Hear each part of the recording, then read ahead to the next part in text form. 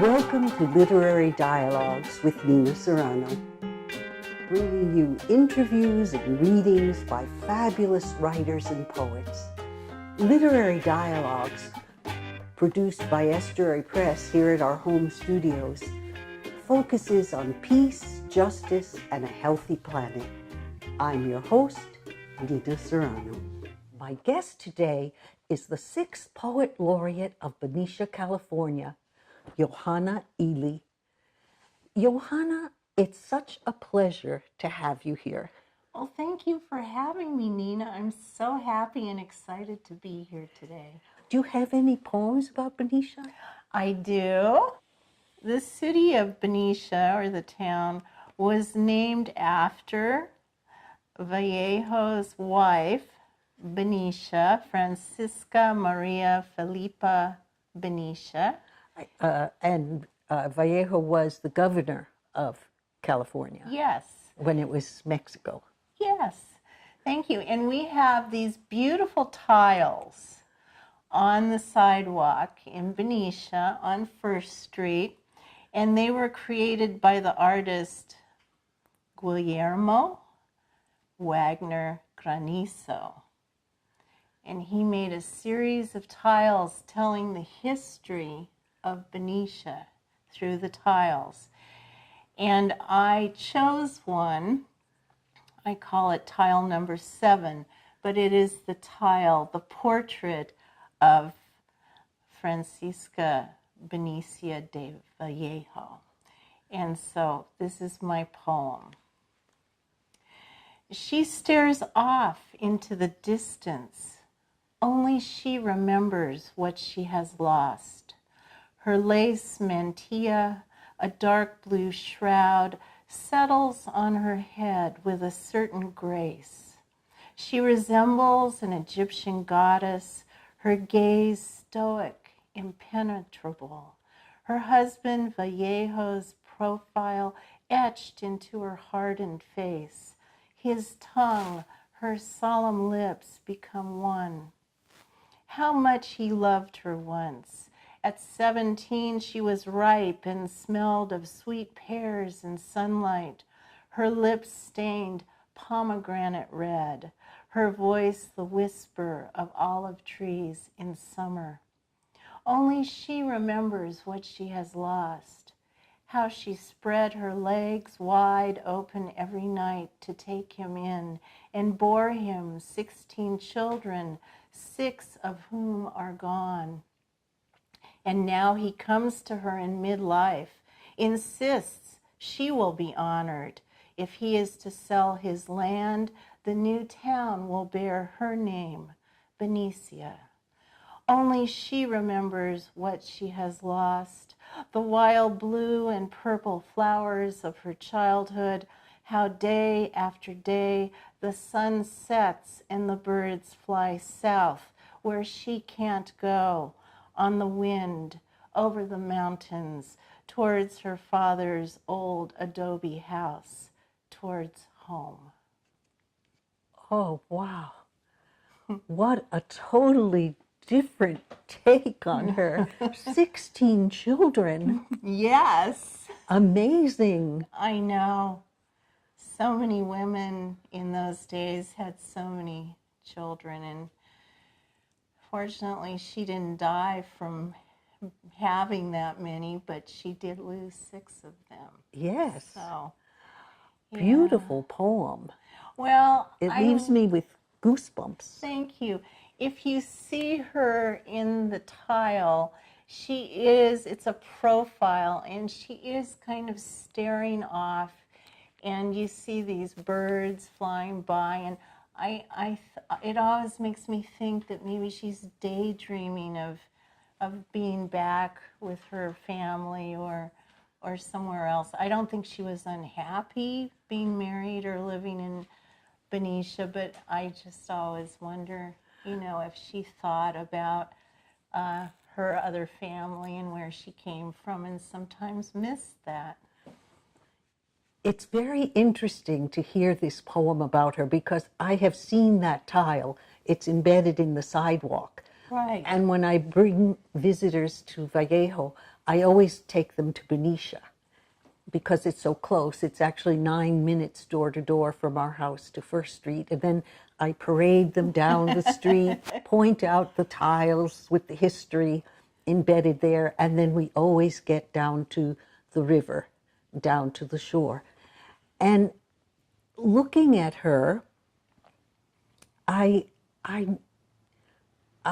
never thought of that, of why is she looking to the side? Where is she looking to?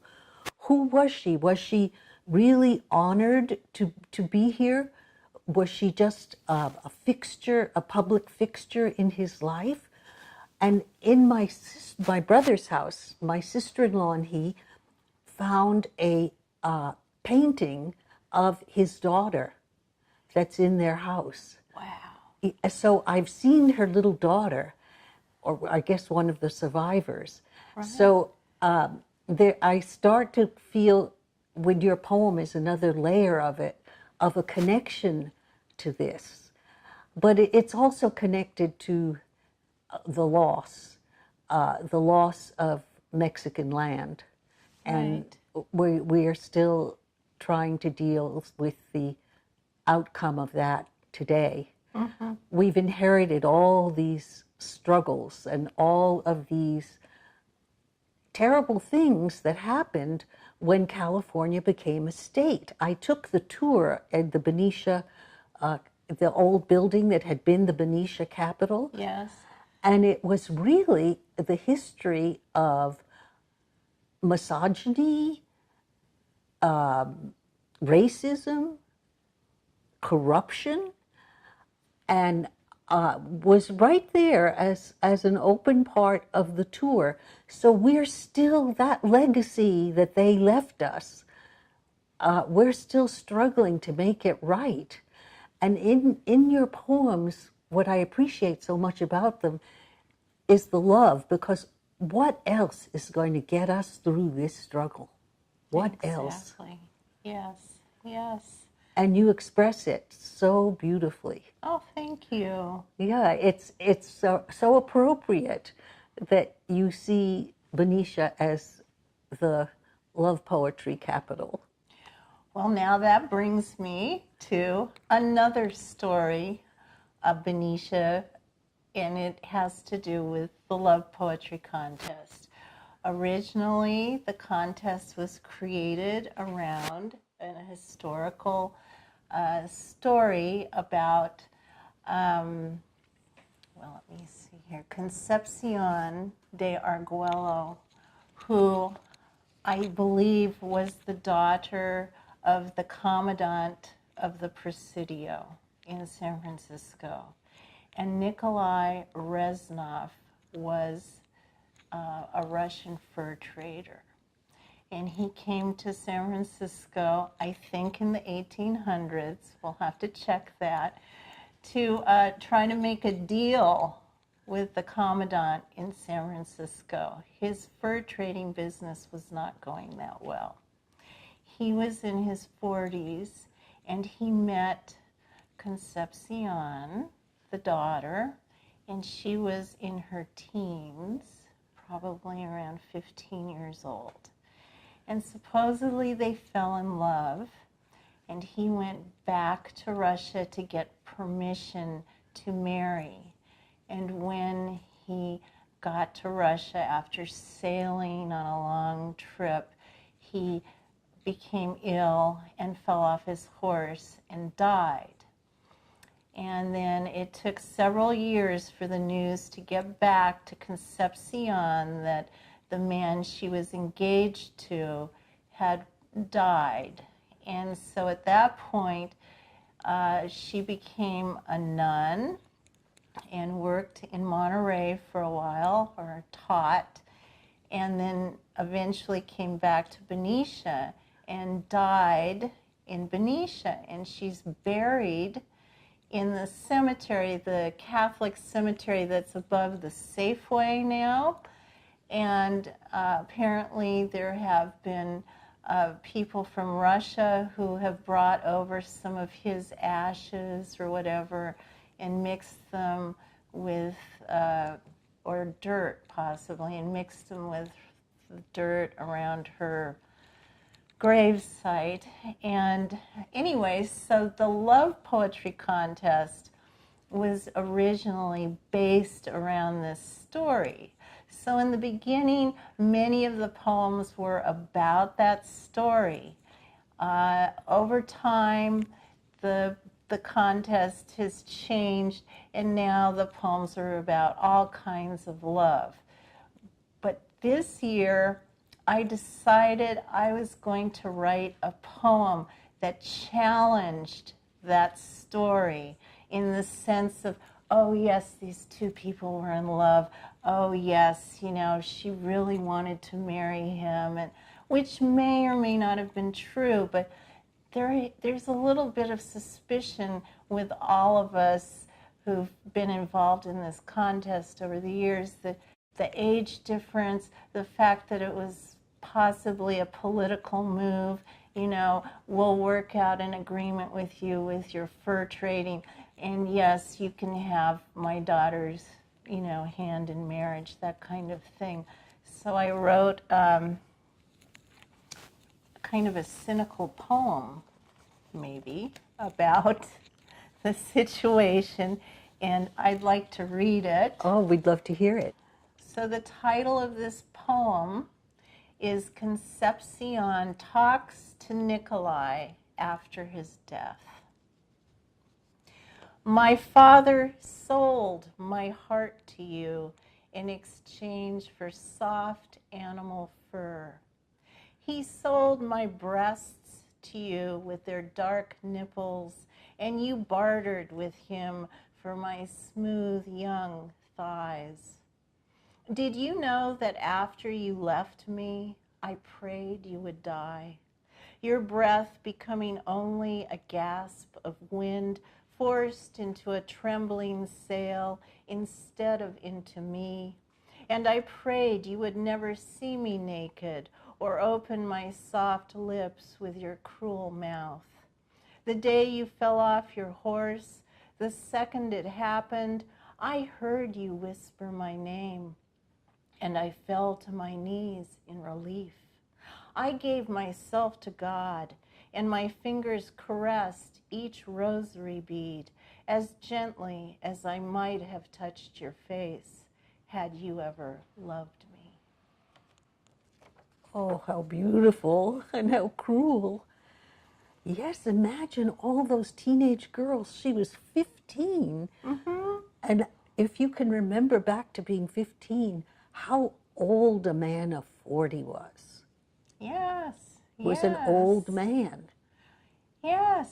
And, you know, there's a part of me that just thinks maybe after he died, she decided, I don't want this to happen to me again. I'm just going to join a nunnery.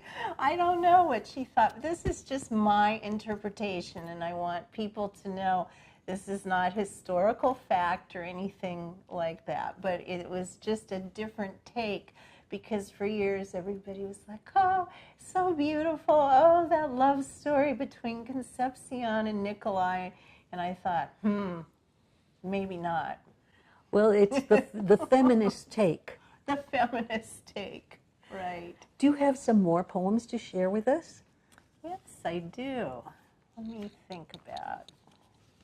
Here's a poem I really like. It's about aging and the beauty of aging, and it's called What Still Matters. The water stain on the dining room table still remains, a perfect circle left from the vase of irises I received on my 40th birthday. That and the table, lined and scratched like an old man's face, remind me there is a beauty to aging. All these millions of years, water tumbling over riverbeds, the ragged rocks thin and clean, smoothed into glass stones, scarab green, or wind howling in the crevices of ocean cliffs, how it erodes and softens them, dunes of bone-white sand rising.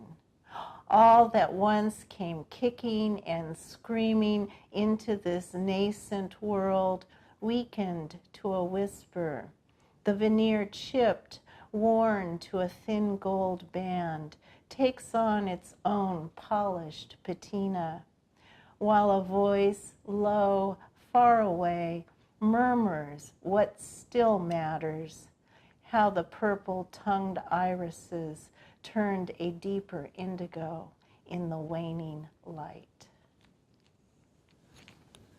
Lovely. Thank you. Lovely. What other poems do you have for us? I saw you flash by one called Plums, which I think I heard when you read it on the radio. I did. Yeah, and I was very struck with that poem because I think right now people are experiencing a surplus of plums and even putting them up on Facebook and saying, oh, come by my house and pick some plums. Well, yes, at this time of the year, you have your neighbors and your friends, and they have these wonderful harvests of fruits and vegetables, and they're more than happy to give you some of those wonderful things. And so this is a kind of a poem about that. Plums. I don't like to eat them cold, though I suppose the refrigerator keeps them from going bad so quickly. Instead, I like them best just picked, still warm from the sun. Every year at the end of June, the plums ripen all at once and become the fruit of excess. Neighbors deliver them to me in stained brown lunch bags filled to the brim, not questioning need or want, but politely demanding their fruit be taken. This season, the plums arrived in timely fashion just before a summer party. I rinsed them carefully in cool water, patting each one dry, then felt their perfect roundness in my hand as I placed them gently in the blue ceramic bowl, a still life for Cézanne. It was as if they looked too beautiful to be eaten, these purple jewels of summer. By evening, I too was giving them away, asking guests to take some home, 5 or 6 to a plastic bag, until one plum was left. There are certain things I can never get enough of. A billion stars in the sky, 100 red roses blooming at once, my lover's kisses warm and wet. But this one plum was all I needed, sweet juice on lips and tongue, a harvest of desire, the taste of all the days of summer in my throat. Lovely. Thank you. Yeah, I enjoy it more the second time. Thank you. Noticed new little details about it. I love that reference to Cézanne and the bowl of plums. I'd forgotten about that. Yes, yeah, well, when I looked at, it's a beautiful ceramic bowl that someone had left me from some other party I had years ago, and I put them in, and it was just, it's like, oh, those are gorgeous. I liked also that line you had in the earlier poem about aging, about the ring that the flower vase had left on your table. And that was probably, 20 years earlier, but it's now part of your table. And then that brings to mind that darker purple that happens as the irises begin to fade. That was very exciting. Oh, thank you. Well, tell us a little about your book, Transformation. Oh, sure, yes, thank you. My son did the artwork on the cover. And I had always wanted to do a small collection of poetry based around the months of the year. And so there's a poem in here for every month in the year, and then there's 4 extra poems called Beyond. And so it's called a collection of poems for the year and beyond. And can you share some of those? yes, Oh, I'd thank be you. happy to. So the poem I'm going to read from this book is called The Gift. Unwrap this precious day attentively. Smooth out every star-shaped dazzling leaf that lays itself against the painted sky and languid catches sunlight on its face. Then gently unfold each velvet petal of the scarlet rose, who sticks its head so curious and aware through slats of garden fence. Let violet agapanthus come undone, long tangled ribbons tied around the afternoon. Then look inside this gift, this box of lustrous light, and let the hummingbirds escape to hover round your throat like gold-flecked beads of lapis, or perhaps a strand of ancient malachite. How beautiful. Oh, thank you. Very beautiful. Thank you. And I could read another one. Oh, please here. do. This is called The Murmuration of Starlings. The first time I saw a murmuration, it was on, I think, Facebook. And then last fall, finally, I got to see the real thing. What is that? It's when the starlings all come together and fly in different kind of formations. Are starlings the birds that when they fly in one direction, they look one color, and then when they fly in the other direction, they look another color? Possibly, but it's just like watching a dance in the sky. There's thousands of them, and it usually happens in the fall around dusk, and they just move and make beautiful patterns in the sky. Oh, so I look forward to seeing the real thing. Yeah, I was so excited when I finally did. It was just wonderful. Saw it in Benicia too, off of someone's front porch. So this is called The Murmuration of Starlings. The murmuration comes at the end of the day when cold blue light stretches long and thin over water. It comes at first as a low, continuous, indistinct sound, then becomes the frantic beating of a million wings, the pulsing apparition of a breathing heart beating too fast. Above the lucid horizon, thousands of starlings, a bouquet of wings, twist and turn, dip and curve, release a collective sigh. Like swirling black eyes, they dart across the salmon sky, shapeshift into hill, into heart, into cloud, into the promise that whatever can no longer exist in its current form will become something else amazing. How beautiful. Thank you. And it does follow the theme of transformation. Yes, yes. I belong to the AAUW, and they asked me... What's that? That's the American Association of University Women. And they asked me to write a poem, kind of an inspirational poem for young women, because they're very proactive with doing things for women and young women in this country. So I wrote this, and it could be for either, a young woman or a young man, but I initially wrote it for a young woman. How the dream comes. It doesn't matter how the dream comes, just that it comes, and it always does. Poverty, heartbreak, or abuse might defer it, but it still finds a way to slip inside you and begin its song. Sometimes it first appears when you're a little girl, maybe 5 or 6 years old. You see a bird a tiny bold bird flitting from branch to branch among leaves of gold, and know it is you, ready to fly to the highest point in the sky and disappear. Perhaps the dream finds you at school, floats just outside the classroom window, just beyond the teacher's glance. A ripple of rainbow light, an impatient kite. Yes, that's you too. Sometimes the dream doesn't settle in your heart until you're older, maybe in your 30s. It's the whisper, the yearning you can't quite put your finger on, but it's there.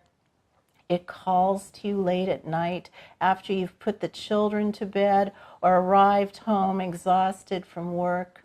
It knows you better than any lover, and you may find that over time you will spend many hours alone without family or friends just to embrace it. What always matters is that you follow this dream.